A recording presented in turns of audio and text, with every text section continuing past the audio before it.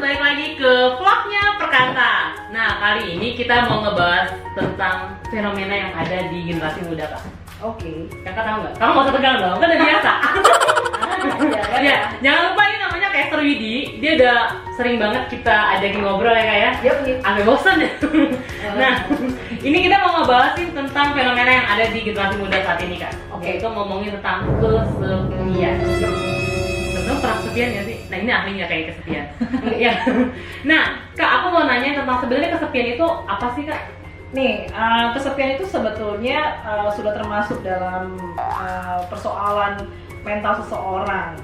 Jadi ada semacam definisi yang bilang bahwa kesepian itu ada semacam gap antara apa yang dia harapkan tentang kehadiran seseorang atau sekelompok orang dengan kenyataannya.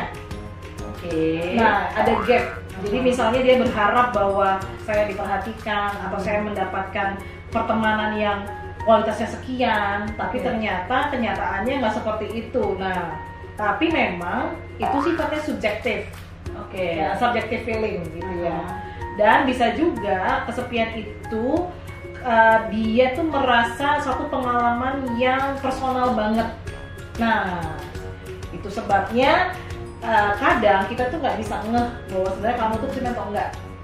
Misalnya kalau ngeliat orang lain, kita nggak bisa langsung menduga bahwa orang lain atau teman kita ini kesepian atau tidak, karena si subjective feeling itu atau pengalamannya subjektif itu.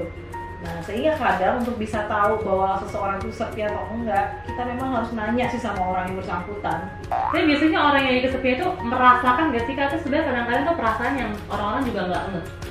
Sebenarnya si orang yang bersangkutan dia merasakan sebetulnya, dia merasakan bahwa ada yang hampa, ada yang emptiness, ada yang kosong. Nah, itu yang dia rasain gitu. Nah, ya, kalau misalnya disangkal terus, apa sih akhirnya? Iya, bisa aja dia bilang enggak kok dengan cara mungkin dia ikut dalam pertemuan atau mungkin ikut ikut pesta misalnya, supaya gue nggak merasa kesepian. Tapi tetap nggak bisa dibohongin, artinya tetap aja secara kualitas, karena kan yang dia harapkan bukan cuma kuantitas sebenarnya, tapi juga kualitas. Misalnya dia mengharapkan teman, kan bukan cuma jumlah teman yang banyak, tapi teman yang merhatiin dia, teman yang bisa menyentuh sampai di perasaannya dia yang terdalam. Nah, bisa aja walaupun dia pergi ke pesta, dia ketawa-ketawa, tapi sebenarnya dia tetap kosong. Nah, itu ciri-cirinya sebenarnya, dia merasanya dia kosong, emosinya itu banyak yang negatif gitu, dia merasa nggak nyaman. Intinya sih saya merasa saya nggak ya pasti ada nggak happy-nya ya. Saya merasa bahwa apa yang saya inginkan, apa yang saya harapkan tentang pertemanan, tentang interaksi dengan seseorang atau dengan sekelompok orang itu nggak terjadi gitu. Nah, boleh tahu lagi nggak sih kayak ciri-cirinya nih ya? Tadi kan Kak ngomongin orang yang kesepian itu ya ketika dia dalam keadaan ramai ya mungkin dia bisa ketawa, bisa happy, cuma sebenarnya dalam hatinya tuh kosong gitu. Selain hal itu ciri ada apa lagi sih, Kak yang benar-benar menunjukkan bahwa dia sedang lagi empty banget, misalnya lagi loneliness banget? Ini satu hal pertama, selain yang tadi ada perasaan kehampaan di dalam dirinya, karena gini, kesepian itu bukan berarti saya sedang seorang diri, nggak harus begitu ya. Tapi saya being alone, tapi saya lonely, bener. Jadi bukan karena saya sedang sendirian, tapi emang saya merasa saya sendiri, sedang sendiri. Saya sendiri, nggak ada orang yang menyapa misalnya. Saya berharap saya disapa, tapi itu nggak terjadi gitu. Atau tidak ada orang yang peduli dengan sebetulnya apa yang sedang saya rasakan. Nah, itu tuh itu masuk dalam kesepian. Terus ciri yang lain juga ada perubahan perilaku harusnya. Yang tadinya misalnya agak rame, tiba-tiba mulai berkurang ramenya. Yang tadinya pendiam semakin pendiam, semakin tidak suaranya gitu ya. Semakin diam. Yang tadinya mungkin aktif banget menjadi pasif misalnya. Nah, itu tuh intinya ada perubahan perilaku gitu. Terus bisa jadi kalau menurut hasil riset atau jurnal yang pernah saya baca, itu salah satu ciri dari orang yang kesepian adalah dia justru menjadi orang yang lack of interpersonal skill. Justru mereka keterampilan menjalin interaksinya nggak terlalu bagus, atau relasi sosial dengan orang lain jadi nggak terlalu bagus, karena kayaknya dia merasa takut ditolak. Jadi atau orang yang tadinya rame itu, apakah dia orang yang tidak akan mungkin kesepian atau misalnya relasinya dia jadi jelek gitu? Justru relasinya bisa jadi nggak jadi menurun kualitasnya. Atau ya karena kan tadi lack of interpersonal skill, dia ada perasaan susah untuk mempercayai orang. Dia butuh orang tapi dia susah untuk percaya sama orang tuh agak jadi tarik menariknya gitu. Dia susah banget untuk bisa membuka diri gitu. Padahal dia butuh. Nah itu sebabnya orang-orang yang kesepian kayak gini, yang lack of interpersonal skill, yang susah banget percaya sama orang, yang susah banget untuk bisa membuka diri, maksudnya menceritakan bahwa saya tuh lagi butuh, memang tuh agak dilematis ya. Dia lebih senang akhirnya berhubungan dengan internet gitu. Karena dimediasi kan, dia kan lack of interpersonal skill. Akhirnya dengan era internet yang sekarang, dia akan senang justru pakai internet. Makin demen ya? Mainnya terus. Iya. Ciri yang lain adalah semakin menarik diri. Jadi withdrawal. Justru semakin mengurangi interaksi dengan orang lain secara tatap muka justru. Padahal sebenarnya dia butuh, tapi karena dia merasa takut ditolak, nggak nyaman segala macem, takut dikritik, akhirnya dan semakin membebani dia, akhirnya justru semakin menarik diri. Nah itu dia. Bilang bahwa sebenarnya loneliness ini bisa dikena oleh semua orang ya? Bisa. Sama siapapun. Tapi sebelum kita ini konteksnya dewasa ya, kebanyakan dewasa ya. Sebelum kita ngerasain loneliness Kak, hal apa sih yang bisa bikin kita mencapai ke loneliness-nya itu? Macam-macam sih.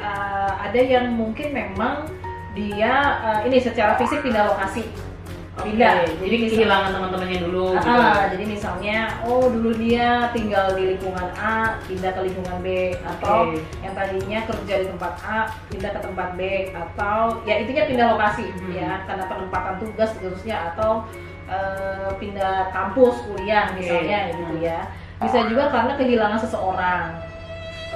Ya, kehilangan seseorang atau sekelompok orang yang menurutnya itu tuh orang-orang yang berarti, termasuk juga dia terpisah dengan keluarga misalnya, dan menurut dia secara subjektif keluarga itu penting buat dia, karena loneliness itu ada tipenya sebenarnya dari teori yang dipakai. Itu bisa, atau mungkin karena ada kebencanaan, bisa juga. Nah ada juga beberapa kasus loneliness tuh karena karakteristik dari perkembangan. Jadi gini, orang-orang yang transisi, masa-masa transisi kayak dari remaja menuju ke dewasa itu kan transisi. Nah itu biasanya kan mereka sensitif, ada fase sensitifnya. Nah itu ada kecenderungan untuk mereka merasakan kesepian karena dia kayak punya semacam tuntutan, punya semacam standar atau harapan, tapi itu nggak terjadi. Kalau yang lain di lansia bisa loneliness, itu biasanya salah satunya karena teman-teman sebayanya udah mulai nggak ada, jadi karena sudah meninggal duluan, atau karena ini degeneratif secara fisik, jadi pendengaran berkurang, jadi merasa padahal mungkin ada orang yang ngomong atau apa, tapi dia kan nggak terlalu denger lagi, atau pergerakannya makin lambat, jadi dia hanya bisa di situ-situ aja, mata semakin tidak jelas. Jadi memang karena ada degeneratif secara fisik gitu, itu bisa membuat dia menjadi loneliness. Aku jadi penasaran gini Kak, mungkin nggak sih ada orang yang memilih untuk menjadi loneliness? Jujur saya nggak tahu memilih, karena itu kan sesuatu yang tidak direncanakan sebenarnya loneliness itu. Jadi kalau memilih itu kan berarti direncanain. Nah, yang saya tahu loneliness itu bukan direncanain. Tapi emang efek jadi ya berarti ya? Iya, jadi kayaknya nggak mungkin ya. Kayaknya nggak mungkin kayaknya, sengaja gitu. Yang aku tahu, misalnya aku punya teman, dia itu suka sendiri gitu. Tapi aku tahu bahwa sebenarnya itu butuh teman. Yang aku lihat ya, maksudnya. Tapi dia selalu sendiri. Ya, dia suka ngomong kayak gini. Gue lebih suka untuk sendiri aja. Gitu. Oke. Aku tahu, misalnya pasti aku bakal bilang ada orang-orang yang emang tertutup gitu. Cuma maksudku gini, sebenarnya kalau yang aku lihat, dia sebenarnya butuh cerita. Tapi Andiani tuh dia mending keep sendiri karena dia takut akan dikecewakan. Nah, maksudnya, tapi kan lama-lama orang yang kayak gini tuh akhirnya kalau menurut aku ya secara pribadi dia akan jadi loneliness gitu, karena segala sesuatu dia handle sendiri gitu. Bagaimana sih melihat orang-orang yang kayak gini? Apakah dia sudah tahu bahwa dia sedang di masa-masa krisis untuk loneliness kah? Sebenarnya nggak juga sih, gini ya. Manusia itu kan dia butuh untuk dia punya waktu buat dirinya sendiri. Ada orang dengan ciri kepribadian tertentu, sebutlah orang introversion. Bukan berarti orang introversion itu rentan menjadi loneliness. Enggak juga sih. Justru orang-orang introversion juga rentan menjadi loneliness. Karena semu ya, dia ingin nutupi bahwa sebenarnya ada sesuatu yang hampa tapi dia mencoba untuk menampilkan yang bukan dirinya ya, menurut saya sih itu bisa aja gitu. Tapi kalau ada orang yang bilang saya butuh waktu sendiri, itu bukan berarti dia loneliness. Memang dia membutuhkan energinya, dia itu akan kuat kalau dia dibiarin sendiri, karena dia punya pertimbangan untuk memikirkan terlebih dahulu apa yang dia pikirkan dan rasakan, baru pada waktunya kalau menurut dia orang itu adalah orang yang tepat untuk dia cerita, dia akan cerita juga sih sebenarnya. Nah, jadi sebenarnya nggak ada hubungannya dengan bukan dia memilih untuk loneliness, dan bukan kalau orang yang begitu pasti gampang loneliness, enggak juga sih. Sebenarnya dengan tipe kepribadian apapun, semua orang punya peluang untuk menjadi loneliness sebetulnya. Karena gini, ciri menarik diri. Jadi menarik diri dari pertemanan orang lain itu bukan berarti gue lagi berfoto sendiri ya, bukan itu, tapi dia nggak mau sama sekali berinteraksi dengan orang dalam kurun waktu tertentu.